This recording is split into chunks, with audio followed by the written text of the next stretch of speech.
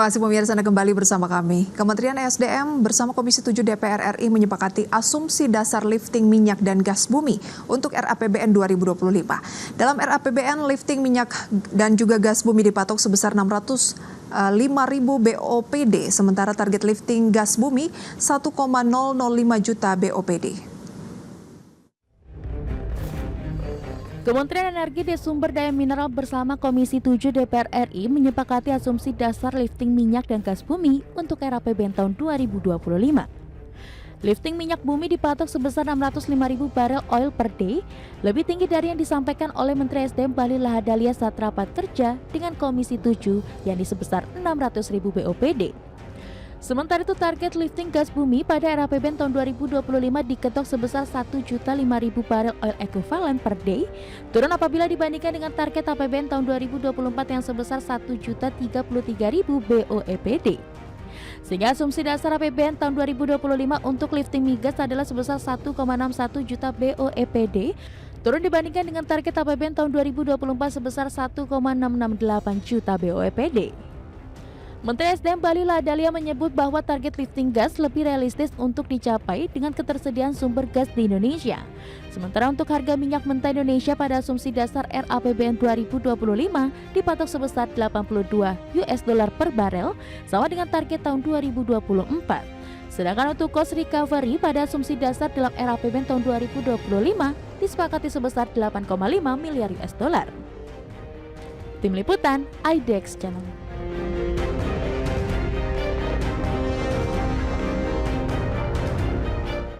Dalam rapat kerja bersama Menteri ESDM, Wakil Ketua Komisi 7 DPR RI, Mapan Abdurrahman mengatakan bahwa Komisi 7 secara prinsip menyetujui asumsi makro yang disampaikan oleh Kementerian ESDM. Namun terkait lifting minyak, Komisi 7 meminta untuk meningkatkan lifting menjadi 605.000 BOPD agar dapat menggambarkan optimisme dari pemerintah dalam hal lifting minyak di tahun depan.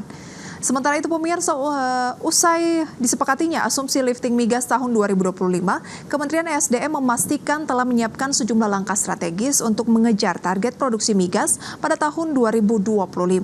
Menteri ESDM Bahlil Lahadalia mengungkapkan bahwa pihaknya berkomitmen untuk mencapai meningkatnya kinerja produksi dan lifting migas di tahun depan.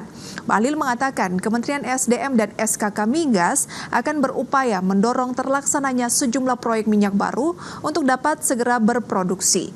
Strategi lainnya yakni dengan memfokuskan kegiatan produksi pada sejumlah lapangan migas yang selama ini menjadi penopang produksi seperti Pertamina Hulu Rokan, Exxon Mobil Cepu, Pertamina EP, dan Pertamina Hulu Energi dan juga ada Medco. Dukungan lainnya diberikan Kementerian SDM dari sisi regulasi melalui penerbitan Permen ESDM nomor 13 tahun 2024 tentang kontrak bagi hasil migas cross split yang baru. Belait ini diyakini akan kian mendorong iklim investasi migas lebih positif. Dan dukungan regulasi lainnya yakni melalui Kepmen ESDM 199 tahun 2021 terkait insentif hulu migas yang dinilai dapat memperbaiki perekonomian kontraktor agar lebih optimal.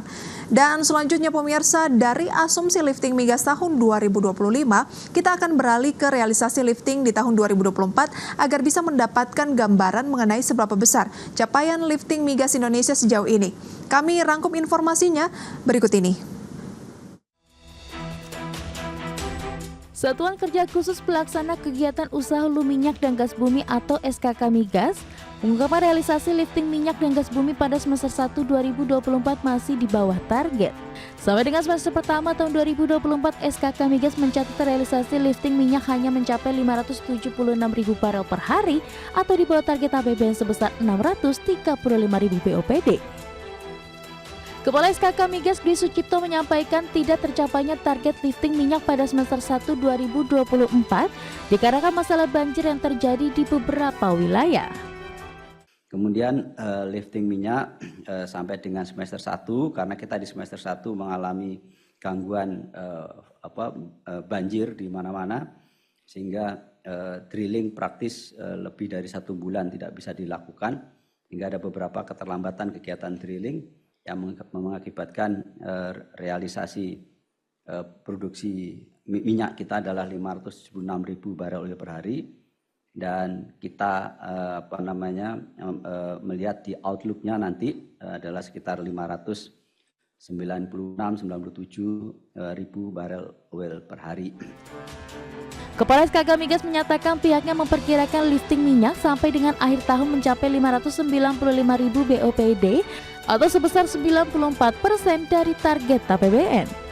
Di sisi lain, untuk realisasi lifting gas pada semester 1 2024 hanya berada di angka 5.301 MMS CFD. Realisasi tersebut masih di bawah target APBN sebesar 5.785 MMS CFD. Tim Liputan IDX Channel.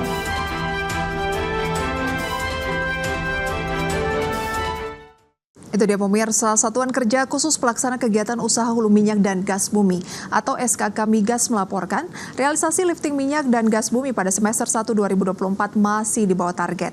Tidak hanya melaporkan realisasi lifting, SKK Migas juga melaporkan realisasi cost recovery pada semester 1 2024 yang mencapai 3,3 miliar dolar Amerika Serikat atau di bawah target 3,47 miliar dolar Amerika Serikat.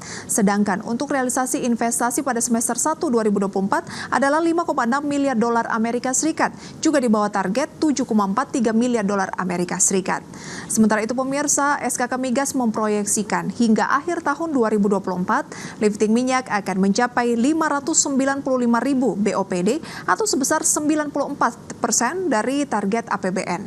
Kemudian untuk lifting gas akan mencapai 5.554 cubic feet per hari. Sementara untuk cost recovery hingga akhir tahun diproyeksikan berada di angka 8,05 dolar Amerika Serikat, maksud kami 8,05 miliar dolar Amerika Serikat atau di bawah target sebesar 8,25 miliar dolar Amerika Serikat. Dan untuk realisasi investasi sampai akhir tahun diperkirakan adalah sebesar 15,7 miliar dolar Amerika Serikat atau di bawah target senilai 17,7 miliar dolar Amerika Serikat. Nah, senada dengan SKK Migas, Menteri SDM juga memperkirakan bahwa lifting minyak hingga akhir tahun 2024 tidak akan mencapai target. Adapun target lifting minyak tahun 2024 dipatok adalah 635.000 barel per hari. Dan Menteri SDM memproyeksikan bahwa lifting minyak di tahun 2024 hanya akan mampu mencapai angka maksimal 580.000 barel per hari.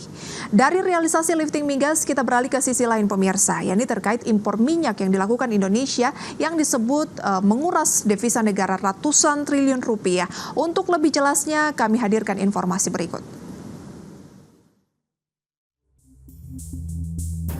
Menteri SDM Bahlil Lahadalia mengungkapkan Indonesia mengimpor minyak sebesar 297 juta barel dalam setahun.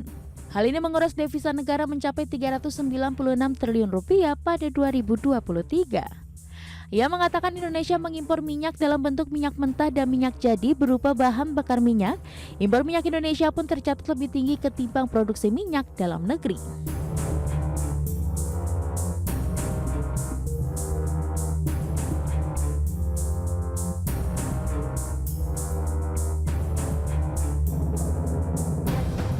Menurut Menteri SDM, angka impor minyak yang melejit tersebut untuk memenuhi kebutuhan konsumsi BBM nasional tahun lalu yang mencapai sekitar 505 juta barel. Konsumsi itu terbagi dalam beberapa sektor, diantaranya sektor transportasi yang mengonsumsi BBM sebesar 248 juta barel atau 49%, disusul sektor industri sebesar 171 juta barel atau 34%, sektor ketenaga listrikan yang menyedot 38,5 juta barel atau 8%, serta sektor aviasi yang mengkonsumsi BBM sebanyak 28,5 juta barel atau 6%. Oleh karena itu, Bahlil Lahadalia mengungkapkan bahwa pemerintah tengah meracik strategi agar impor minyak tersebut bisa dikurangi. Ia menyebut menurunkan konsumsi minyak bukanlah opsi yang realistis sebab kebutuhan energi akan terus meningkat seiring tumbuhnya perekonomian. Tim Liputan IDX Channel.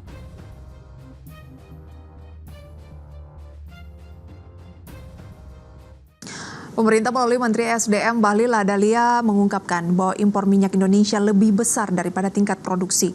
Dalam pernyataan terbaru, Menteri SDM tersebut menyatakan bahwa Indonesia mengimpor minyak sekitar 297 juta barel setahun, yang terdiri dari 129 juta barel minyak mentah dan 168 juta barel dalam bentuk bahan bakar minyak atau BBM. Seiring besarnya angka impor minyak Indonesia, Menteri SDM pun memastikan bahwa pemerintah tengah menyusun strategi agar impor minyak tersebut bisa bisa dikurangi. Strategi tersebut diantaranya melalui optimalisasi produksi minyak bumi dengan teknologi. Kemudian strategi lainnya adalah dengan melakukan reaktivasi sumur-sumur yang idle atau menganggur, di mana dari total 44.985 sumur yang ada di Indonesia, terdapat pemirsa sekitar 16.990 atau hampir 17.000 sumur yang masuk pada kriteria menganggur. Meskipun tidak semua sumur memiliki potensi untuk direaktivasi. Maksud kami reaktivasi karena satu dan lain hal.